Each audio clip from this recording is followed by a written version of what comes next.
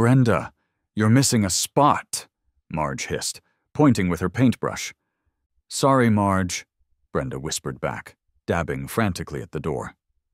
Harold, meanwhile, was standing guard, looking like he was about to faint from anxiety. Harold, are you even paying attention? Marge snapped. You're supposed to be the lookout. I'm looking! Harold whimpered, his eyes darting nervously around.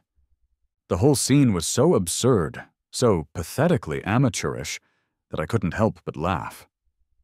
But the laughter was quickly replaced by a renewed surge of anger.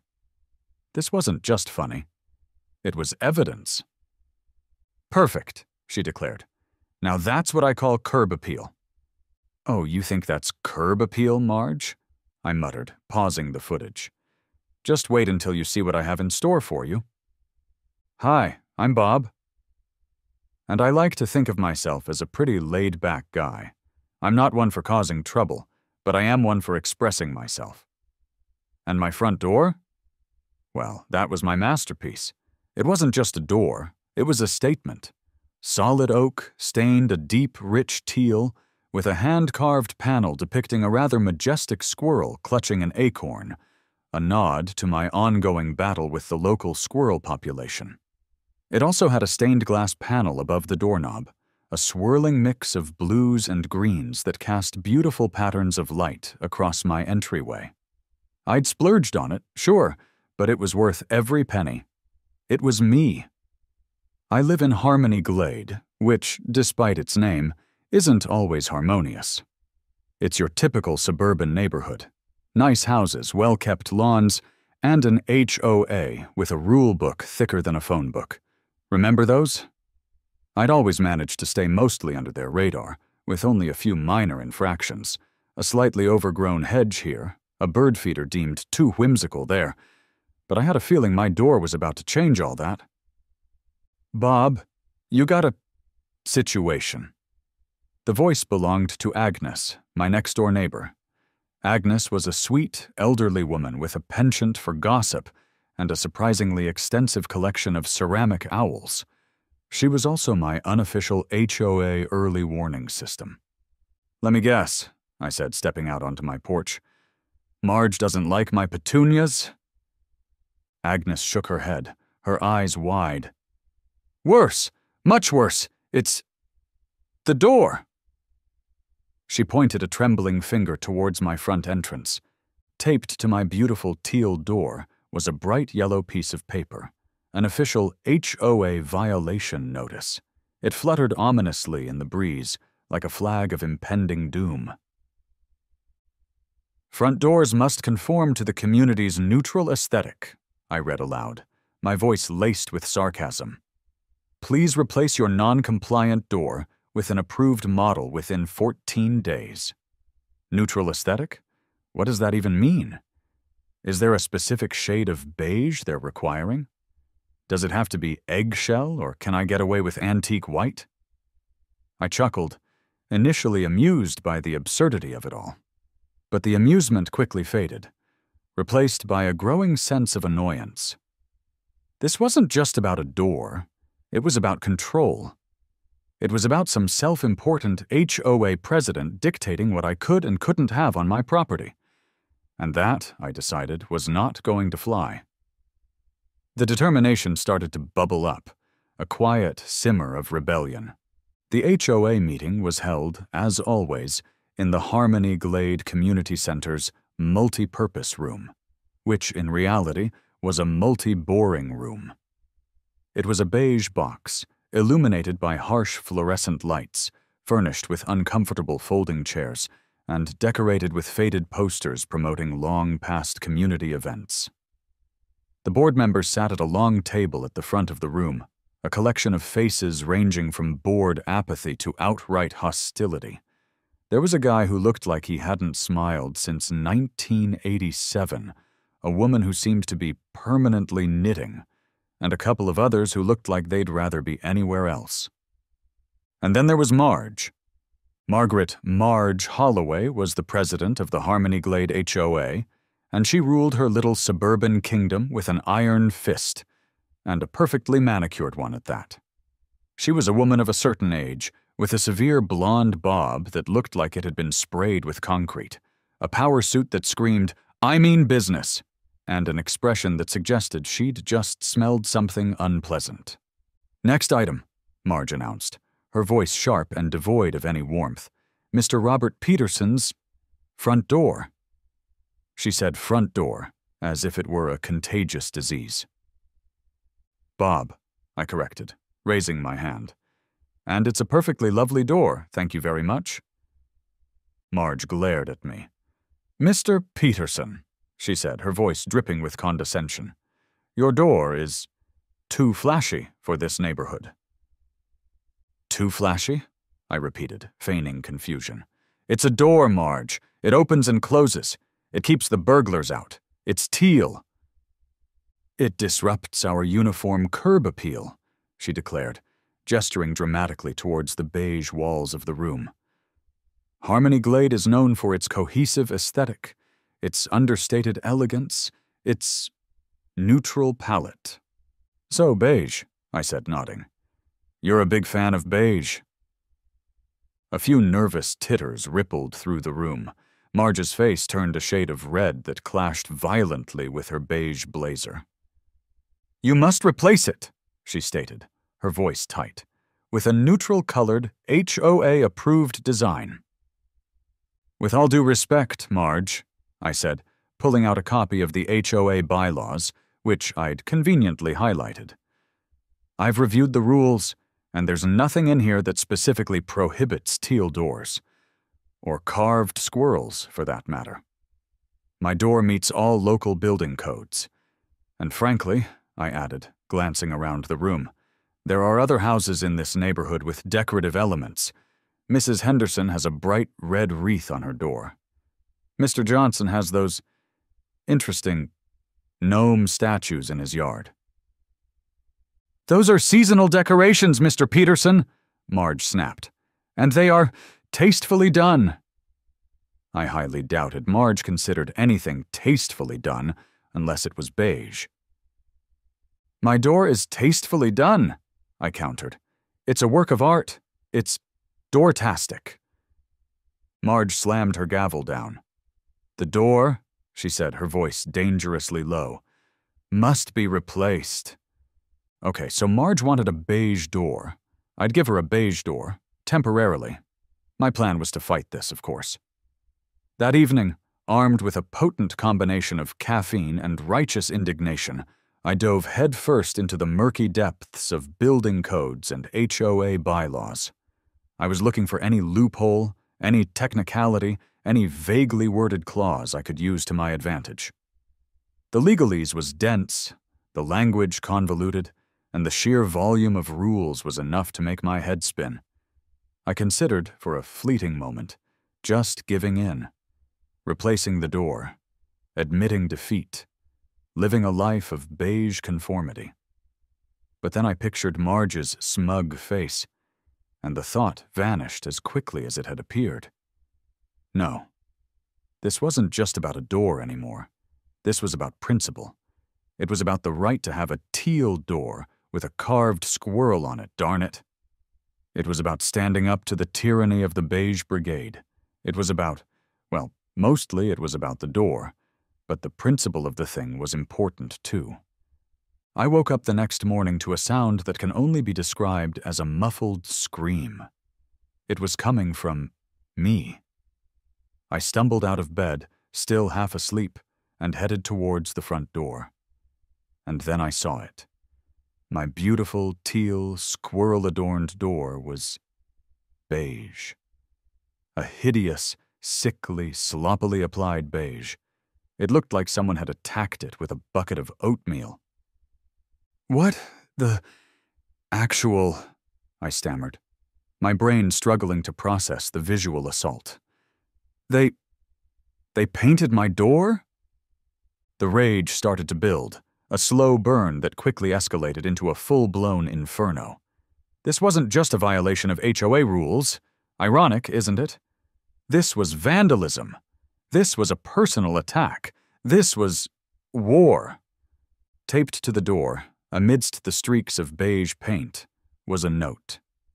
It was written in Marge's distinctive, spidery handwriting, complete with a little smiley face at the end. "You're welcome, HOA." "Oh, you're welcome?" I yelled at the empty street, my voice echoing in the early morning quiet. "You think you can just vandalize my property and get away with it? You think you can force your beige agenda on me? You have no idea who you're messing with, Marge." I felt a vein throbbing in my forehead. This was beyond the pale. This was unforgivable. They hadn't just painted my door, they had painted a target on their backs. My first stop, after taking several deep breaths to avoid a full-blown aneurysm, was the security camera footage. I had a feeling I knew who the culprits were, but I needed proof. And oh boy did I get it. The footage, time-stamped 2:03 a.m., was a masterpiece of low-budget suburban crime. There was Marge, looking like a deranged ninja in a beige tracksuit, wielding a paintbrush like a weapon. Flanking her were two of the HOA board members, Harold Perkins, again, looking even more terrified than usual, and a surprisingly enthusiastic woman named Brenda, who I'd previously thought was relatively harmless. "Okay, Marge," I muttered, providing my own commentary as I watched the scene unfold. "Stealth mode activated. I see you've chosen the blend-into-the-night approach, which, given your attire, is about as effective as a screen door on a submarine." They crept up to my porch, giggling like teenagers on a prank mission. Marge dipped her brush into a bucket of beige paint and proceeded to slather it onto my door with all the finesse of a toddler finger painting. "Brenda, you're missing a spot!" Marge hissed, pointing with her paintbrush. "Sorry, Marge," Brenda whispered back, dabbing frantically at the door.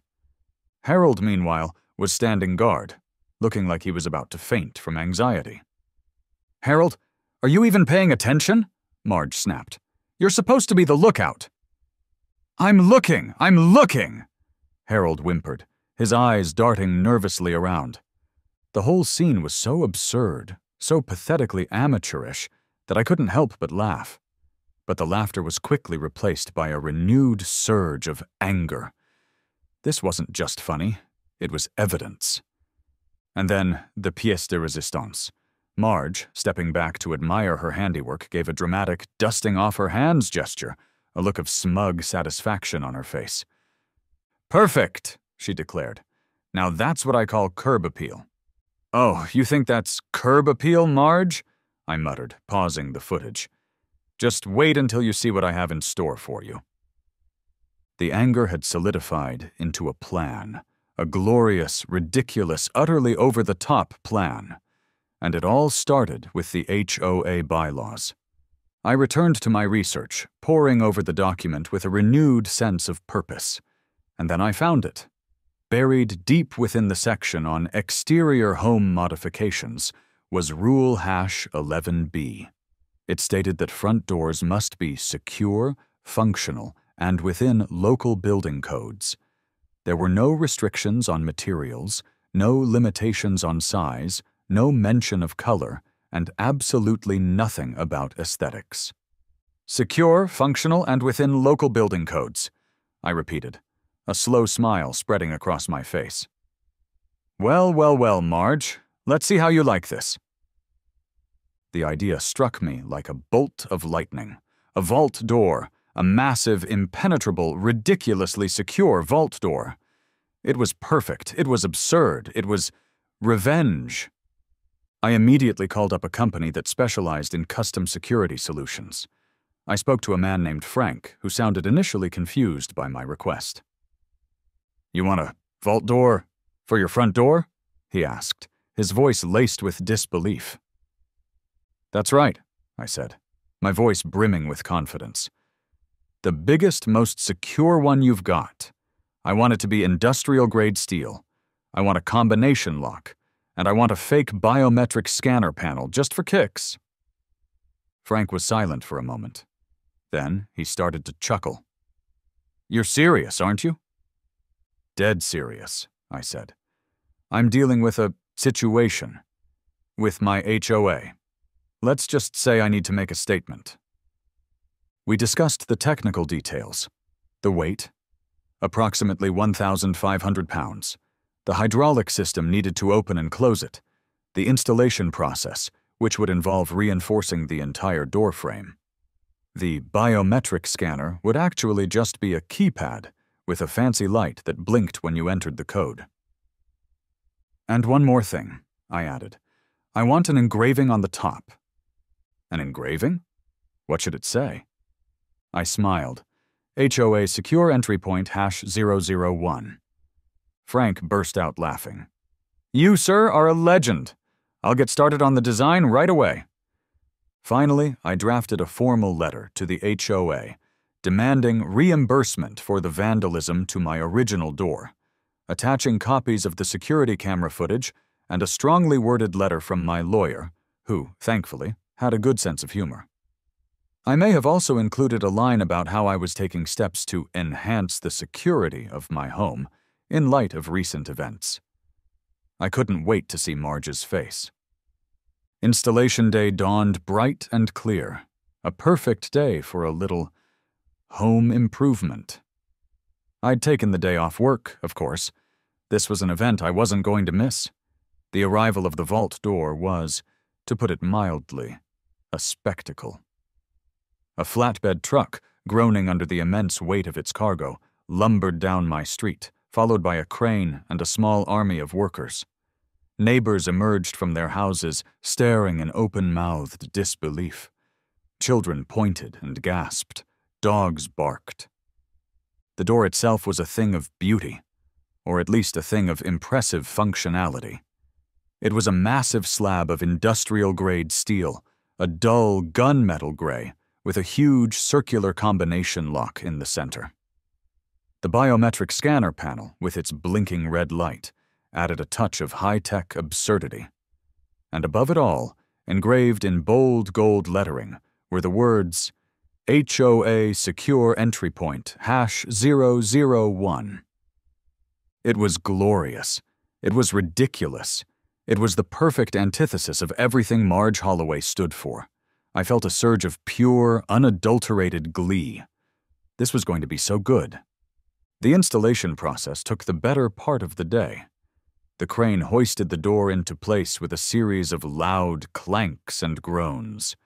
The workers reinforced the entire door frame, adding steel beams and concrete to support the immense weight. They installed the hydraulic system, which hissed and whirred like some kind of industrial beast. It was a construction project of epic proportions, all for a single, ridiculously oversized door. The comical contrast was just perfect. By late afternoon, it was done. My house, an otherwise ordinary two-story suburban home, now boasted a front entrance that looked like it belonged in Fort Knox. I couldn't wait for Marge to see it. And, as if on cue, a familiar beige sedan screeched to a halt in front of my house. Marge emerged, her face already a mask of fury, even before she'd fully taken in the sight before her. "What?" she shrieked, her voice echoing down the street. "Is this?" I strolled out onto my porch, taking my time, a picture of calm composure. "Good afternoon, Marge," I said, my voice dripping with mock politeness.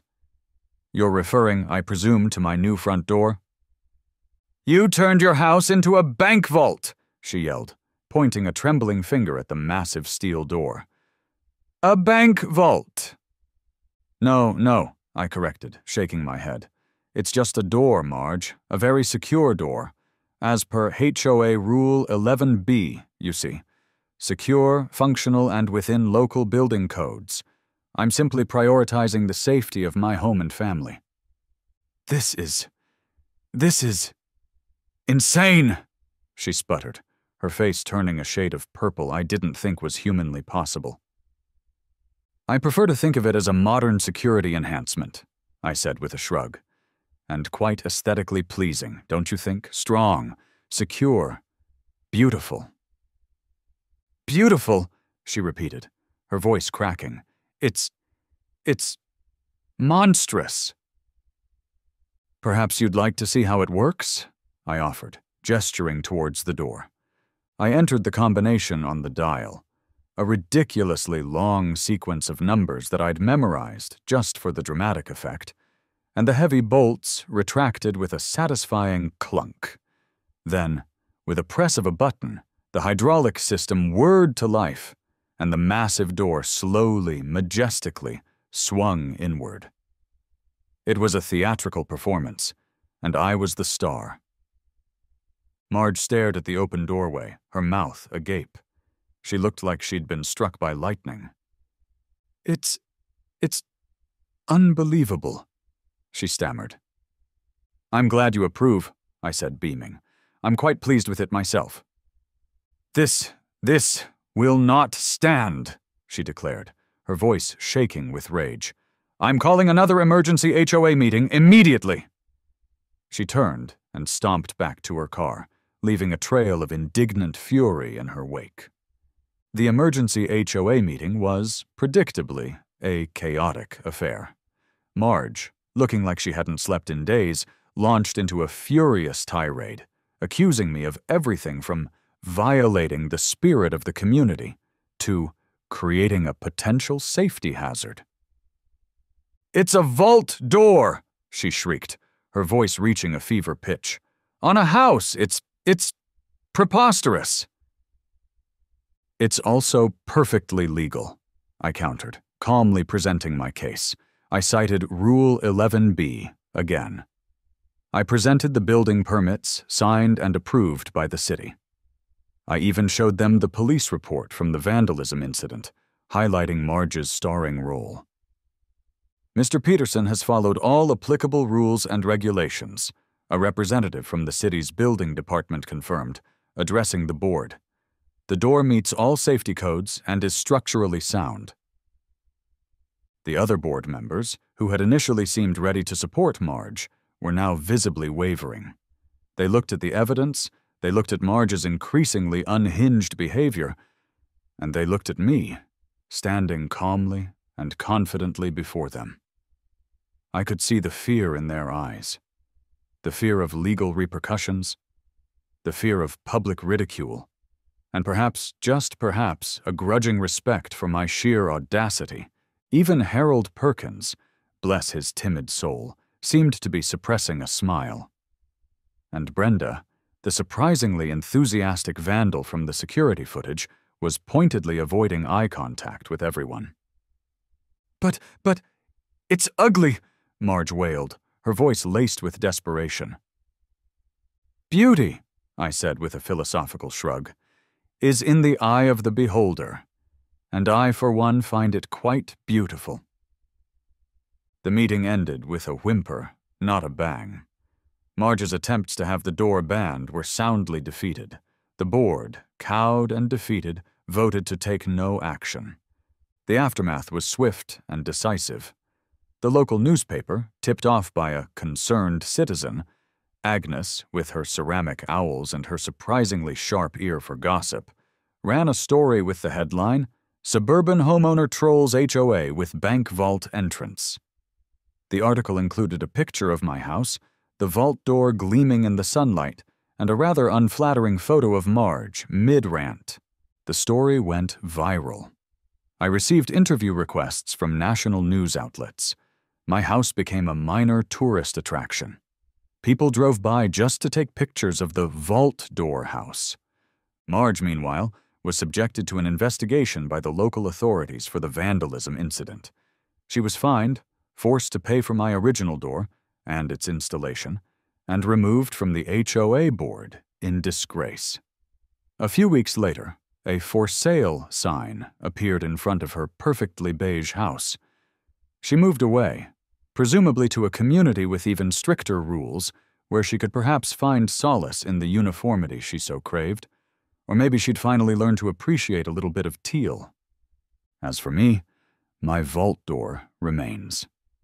It's a conversation starter, a source of amusement, and a constant reminder that sometimes the best way to fight back against absurdity is with even greater absurdity. And yes, other people started doing different things. One year, It's been 1 year since the Great Vault Door incident, as it's now known in Harmony Glade, and apparently on certain corners of the internet. And you know what? I still get a kick out of it. Every time I walk up to my house and see that massive steel door, that ridiculous HOA secure entry point #001 engraving, that fake biometric scanner, I can't help but smile. It's a symbol, I suppose. A symbol of defiance. A symbol of sticking it to the man, or in this case, the woman. A symbol of the glorious absurdity that can arise when you combine a stubborn homeowner with an overzealous HOA. It's also, surprisingly, become a source of amusement for the entire neighborhood. People still drive by slowly, pointing and laughing. I've caught teenagers taking selfies in front of it. I even saw a group of tourists posing with it, pretending to be bank robbers. It's become a local landmark, a testament to the time one guy took on the HOA and won, with a vault door. And the best part? It's inspired a wave of, let's call it creative security enhancements, throughout Harmony Glade. Mrs. Henderson, across the street, installed motion-activated spotlights that are so bright they could probably signal passing aircraft. Mr. Johnson, next door, put up a fence made entirely of repurposed wrought iron gates, giving his yard the look of a slightly Gothic, slightly medieval fortress. Even Agnes, my sweet, owl-loving neighbor, invested in a security system that features a surprisingly loud siren and a recorded voice that yells, "Intruder alert! Intruder alert! Prepare to be owled." It's all a bit much, a bit over the top, but it's also kind of wonderful. It's like the spirit of rebellion has spread throughout the neighborhood, one ridiculously secure home at a time. My minor internet celebrity status has faded, thankfully. I did a few interviews, got quoted in a couple of articles, and even had a brief, shining moment on a morning news show where the host kept referring to me as the Vault Door Vigilante. But the 15 minutes of fame are over, and I'm back to being just plain old Bob, the guy with the weird front door. Just last week, a new family moved into Marge's old house. The new neighbor, a friendly-looking guy named Dave, stopped by to introduce himself. We chatted for a bit, talked about the neighborhood, the schools, the usual stuff, and then he finally asked the question I knew was coming. "So," he said, gesturing towards my front entrance with a slightly bewildered expression, "why does your front door look like the entrance to Fort Knox?" I grinned, tapped the combination lock with a flourish, and said, "Oh, just an HOA misunderstanding." Dave blinked. "An HOA misunderstanding?" "Long story," I said, chuckling. "Involves a can of beige paint, a security camera, and a very determined woman named Marge. Let's just say things got a little, out of hand." Dave shook his head, a mixture of amusement and confusion on his face. "Well," he said, "I guess I'll have to be careful what I do to my front door." "You might want to stick with beige," I advised with a wink. "Just to be safe." And as I walked back inside, through my massive, ridiculously secure, HOA-compliant vault door, I felt a sense of deep satisfaction. The battle had been won. The beige tyranny had been overthrown, at least in my small corner of the world, and I, Bob, the accidental revolutionary, was ready for whatever the Harmony Glade HOA threw at me next. Because let's face it, there's always going to be something. And when it comes, I'll be ready. Maybe with a moat or a drawbridge. The possibilities are endless.